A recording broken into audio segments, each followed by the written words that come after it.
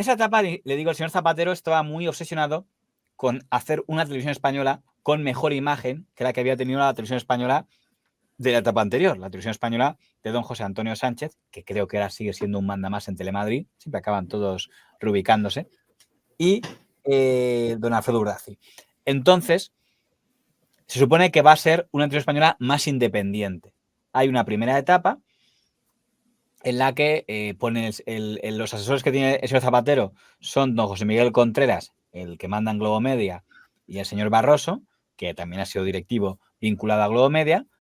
A estas alturas ya no caben dudas de que algunos brujos visitadores de la Moncloa tenían desde el principio un proyecto de ocupación del espectro financiero y mediático al hilo de su influencia en el entorno del presidente. Y eso le dicen, pues pon de primera directora general a una señora que se llama Cafarel y nombra director de informativos de Televisión Española, llama a don Lorenzo Milá. Lorenzo Milá dice, yo no me interesa, pero mi director en las dos noticias es un buen nombre, que es el señor Fran Llorente, y es a quien nombra. Yo creo que es hora ya de que los medios de televisión públicos se alejen del poder de los gobiernos que mandan, pero no solo la televisión española, TV3 en Cataluña, Euskal Televista, los gallegos, sí, la Canal Sur, andaluza. Quiero decir, habrá que abandonar ya los políticos de una vez los medios públicos. ¿Te ofrecieron ser jefe de informativos de Televisión Española? Sí. ¿Y por qué dijiste que no? Porque no creo servir para dirigir, y menos los informativos. Yo creo que hay otras personas que están mucho más preparadas que yo para hacer esos papeles y yo creo mucho en los equipos y cada uno en su sitio. Y mi sitio no es dirigir. Pues mi nada. sitio es estar en la segunda línea. Y llama a Piqueras para que sea director de la Radio Nacional de España. En teoría lo hace para que sean más independientes, pero ya hay un pequeño problema, que es Zapatero el que hace la llamada y lo han reconocido ellos. Dijo solemnemente: quiero liberar del control del gobierno al que tradicionalmente ha estado sometida Radio Televisión Española. Se cierran comillas. La verdad es que fue bonito. Yo creo que incluso hubo aplausos en el pleno del Congreso, pero sobre todo fue falso. ¿Y qué hizo el señor Rodríguez Zapatero para cumplir su solemne promesa de acabar con la intervención política en Radio Televisión Española? Pues hizo lo siguiente. En primer lugar, decidió quién quería que fuera el director de los servicios informativos y llamó personalmente a un periodista para ofrecerle esa dirección.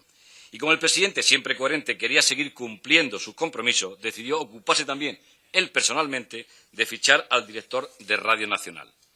También le llamó personalmente y en esta ocasión parece que tuvo más suerte.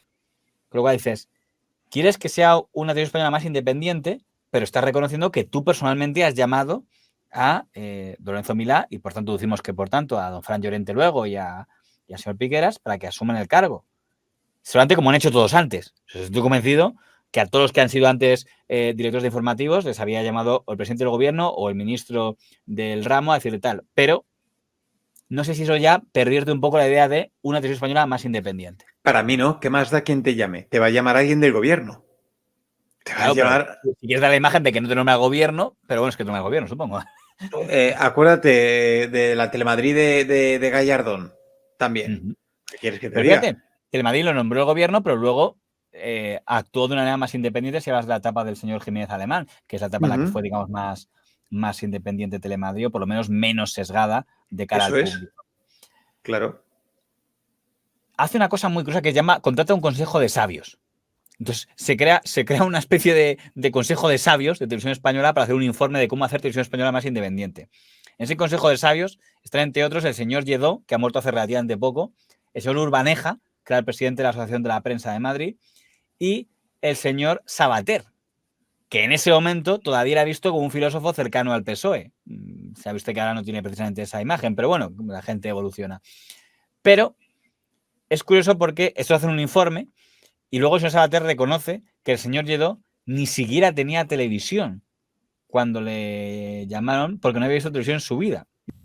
Entonces un amigo me preguntó, bueno, pero ¿cómo ha ido la cosa y tal? Y dije, pues mira, cuando empezamos, Emilio Lledó todavía no tenía televisión y tuvo que comprar Segura para incorporarse a la televisión. Y ahora que estamos acabando, yo voy a vender la que tengo. O sea, de hecho, dicen que dijo el comentario de cuando me llamaron no tenía televisión y ahora que ya he hecho el informe voy a vender la que tengo. Con lo cual, es que curioso que gente que dice no ver televisión, no sé si tú esta idea de un muy buenista de queremos un consejo de sabios para que haga un informe sobre cómo mejorar esta televisión. Voy a poner luego el corte de lo que me dijo el señor Urbaneja, que no salió muy contento de esa experiencia, pero de ahí salió la ley audiovisual, que es la que regirá la televisión española del año 2007 hasta que se la carga Rajoy cuando llega al poder, que obligaba que un presidente de la televisión española tenía que ser presidente por una mayoría amplia del Congreso. Básicamente intentaba obligar a que PP y PSOE se pusieran de acuerdo en la cúpula de la televisión española. Aunque te digo que esto nunca afectó a informativos, ¿eh? Yo no esto toda la legislatura, solo afectó al presidente de RTVE y a los consejeros. Cuando empezó la etapa del señor Zapatero, y se habló que como venía la etapa, digamos, de la libertad en televisión española, se habló que se iba a crear un consejo de sabios, el señor Sabater, el señor Lledó, usted, y luego desapareció aquel consejo de sabios. No, el consejo, el comité aquel se creó por voluntad del presidente del gobierno y por un decreto ley o una orden ministerial, no me acuerdo qué rango tuvo la creación de la comisión. La comisión se constituyó, se le dio un encargo, la comisión cumplió el encargo y entregó un informe voluminoso al gobierno que el gobierno puso en práctica. Pero yo la impresión, corríjame si me equivoco, de que en ese comité había, digamos, por un lado estaba usted y por un lado estaba el resto a la hora de analizar determinadas cosas. Bueno, a la hora de elaborar el informe final yo discrepé de las conclusiones de los demás, hice un voto discrepante. Yo tengo apuntado que dijo que el ente público era de las cosas más corruptas que había. No, eso fue un comentario que yo hice en el Senado en una comparecencia que fui más sincero de lo que se debe ser en los sitios y dije que había un problema serio de corrupción interna. Yo hablé de corrupción morfológica, que se interpretó muy mal por gente que no tenía nada que ver con el asunto, se armó mucho lío. Pero eso fue un comentario verbal en el Congreso, en el Senado, sin mayor trascendencia. Vamos, la trascendencia que se le quiera dar, yo puedo argumentarlo. No, pero el informe, que es lo importante, yo hice un voto discrepante argumentado, que consta en el informe. A mi voto discrepante se unió el asesor económico que tenía la comisión.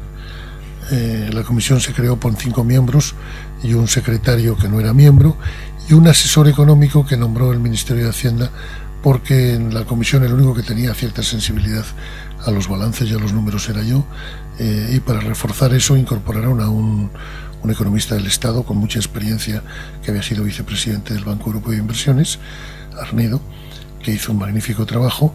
Y a mi voto discrepante se vinculó también Miguel Ángel Arnedo, tema que causó incomodidad en la comisión, porque los miembros de la comisión no querían que el voto discrepante fuera más de uno, ¿no? Y hubo que pelear un poco. Yo mi voto discrepante está argumentado y para mí fue un trabajo muy frustrante el de la comisión, porque yo creo que el gobierno hizo un encargo sincero, poco meditado, para que se hiciera una reforma a fondo de la televisión, porque pensaban que era posible.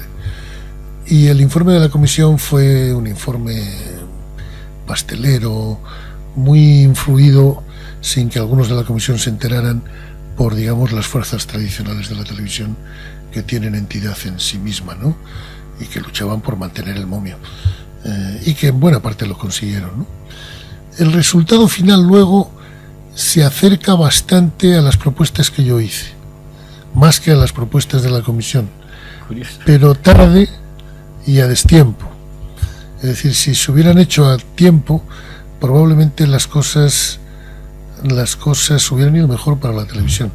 Y yo creo que ahora tenemos un riesgo de que en la televisión pública, cosa que sería lamentable, porque yo creo que es imprescindible una televisión pública seria y con unos informativos potentes, independientes, de calidad, le pase algo como ha ocurrido en Grecia. Pero esa idea de sabios, ¿cómo la ves? Creo que la gente que se encargue al final de estas cosas va a estar bajo un sesgo, y es muy normal que esté bajo un sesgo, pero es que vamos a ver, si esos sabios están metidos en la realidad y conocen sobre televisión, etcétera, etcétera. No, sobre televisión no. Trabajamos sobre ética o sobre comunicación o sobre formación, pero justo sobre televisión, mira, por una cuestión de edad no Francamente, lo que me parece es que es dar muchas vueltas para al final terminar llegando a lo mismo. Lo he dicho aquí muchas veces. Evidentemente, claro que lo ideal es una televisión pública que no tenga sesgo, que la ideología, que no tenga un mensaje ideológico, etcétera, etcétera.